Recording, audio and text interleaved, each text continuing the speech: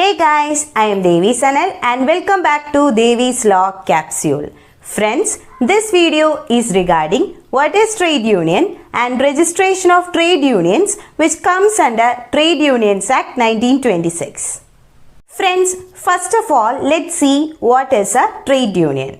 According to layman's term, a trade union means it is an association of workers. Okay, but actually a trade union is a voluntary association or organization of employees relating to a particular trade, industry or a company. And the main purpose of formation of such trade union is that it ensures industrial harmony. That is, the trade union helps its employees in issues relating to their employment. Issues like payment of wages, allowances, salaries, working conditions, etc. So in short, we can say that a trade union acts as a link between the workers and the management, which protects and promotes all kinds of interest of its members in a collective action. Some of the well-known trade unions in India are CITU, that is Center of Indian Trade Union, BMS, that is Bharatiya MAZDOOR SANGH, and AITUC, that is All India Trade Union Congress. Moving on to the definition of trade union. Section 2H of Trade Unions Act 1926 defines the term trade union. According to this section, trade union means any combination, whether permanent or temporary, formed primarily for the purpose of regulating the relationship between workmen and employers, second, workmen and workmen, third, employers and employers. It also imposes a restrictive conditions on the conduct of any trade or business is considered as a trade union. Also, the term trade union includes federation of two or more trade unions. So, this is the definition that is given in Section 2 Clause H of Trade Unions Act 1926. Next is an important case, that is Tamil Nadu NGO Union versus Registrar Trade Union 1962. In this case, the court held that Tamil Nadu NGO Union, which was an association of sub-magistrates and tahsildars, was considered as not a trade union because these peoples were engaged in sovereign and legal functions of the state. Moving on to the registration of trade union. Actually, registration of trade union is not mandatory. However, upon registration, a trade union gets several benefits, including some immunities that are not available to an unregistered trade union. Chapter 2, Section 3 to 14 of the Trade Unions Act 1926 explains about a detailed procedure for registration of trade union.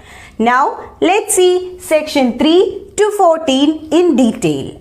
Section 3 explains about appointment of registrars. Okay, an application for registration has to be made before the registrar of the trade union. And registrar of trade union is a person who is appointed by the appropriate government. And Section 3 authorizes the appropriate government to appoint additional registrars and deputy registrars for each state as it thinks fit.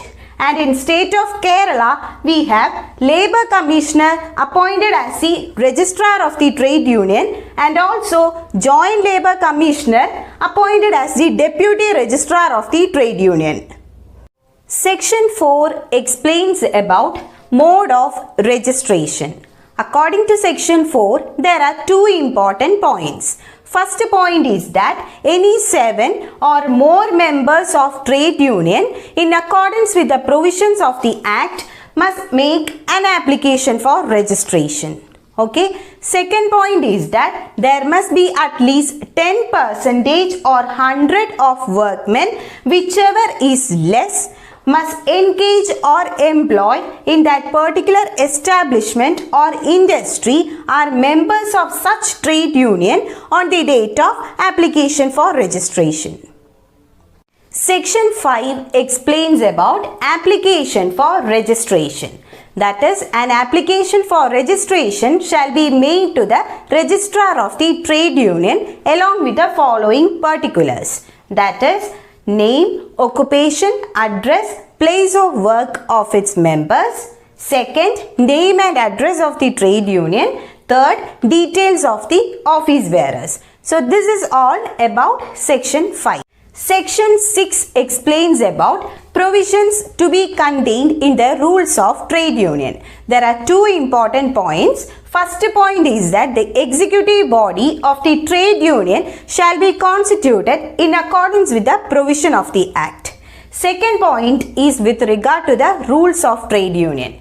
That is, the rules of trade union shall be framed containing matters, namely, first, name, object and purpose of trade union. Second, list of members of trade union. Third, facilities for inspection. Fourth, manner of election and dissolution of trade union. Fifth, amendment of rules of trade union, etc.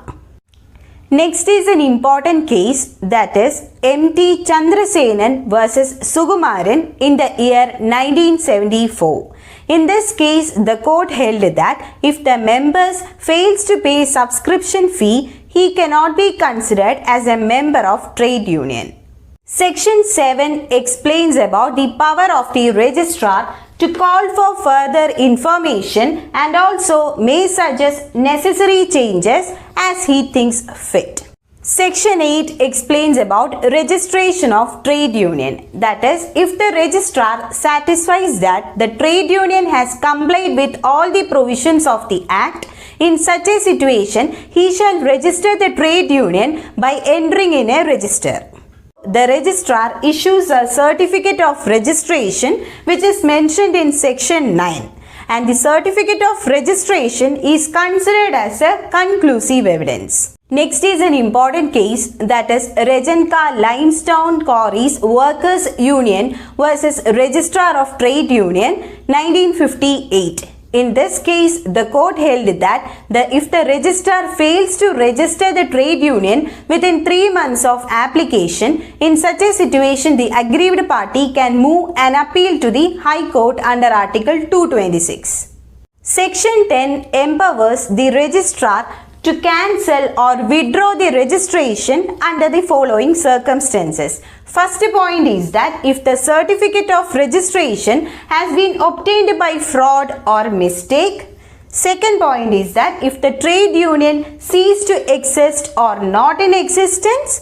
Third one is that if the trade union willfully upon a notice incorporate certain rules which are inconsistent with the provisions of the Act. Fourth point is that if the trade union has ceased required number of members. Section 11 explains about appeal. An appeal shall be made within 60 days from the order of the registrar. Okay. An appeal shall be made to the High Court if the head office of the trade union is located in the presidency town. Next is that an appeal shall be made to the Labour Court or Tribunal if the head office is located in its jurisdiction. Section 12 explains about registered office. That is, any communication or notices of a registered trade union shall be made to the registered office. Section 13 explains about incorporation of registered trade union. That is, a registered trade union is a body corporate, has a perpetual succession and a common seal. It has the power to hold movable and immovable property and also has the power to sue and be sued. So this is about section 13. Section 14 explains that there are certain acts which are not applicable to a registered trade union. They are, first is Societies Registration Act 1860, second is the Cooperative Societies Act 1912 and third is the Companies Act 1956. So this is all about registration of trade union. With this, we came to the end of this topic and hope you guys benefit from it, and if you find this video useful, please do like, share, subscribe and also press the bell icon for more updates.